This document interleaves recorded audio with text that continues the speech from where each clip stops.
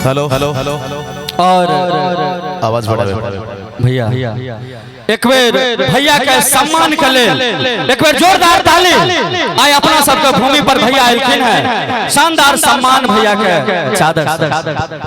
Hello hello hello सबसे पहले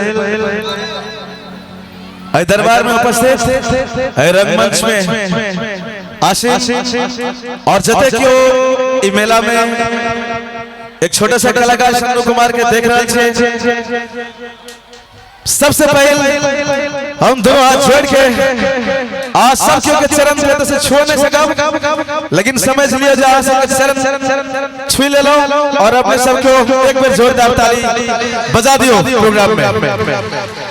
जय मिथिला, जय भारत। हुसैनाबाद, बाढ़स्थल, राम बिशनपुर, सुपौल में आबि के गाना गावे से पहले ही हमरा एते गौरव महसूस भए रहल अछि जे शायद आइ बुझै छै जे हमहू एकटा कलाकार के एक अंश मात्र जे अहाँ सब जगह देखे के लेल एते बड़ा बड़ा आदमी सब बिहार से हर एक जिला से हर एक गांव से आयल छियै। बहुत बहुत धन्यवाद अपने सबको के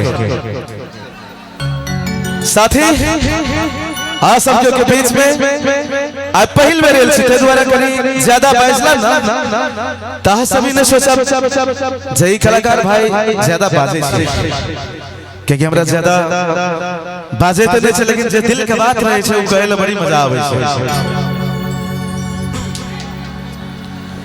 जे गाना बजेला सुन के पगली हमरा लागे छै सबके सुनना है ना। ओ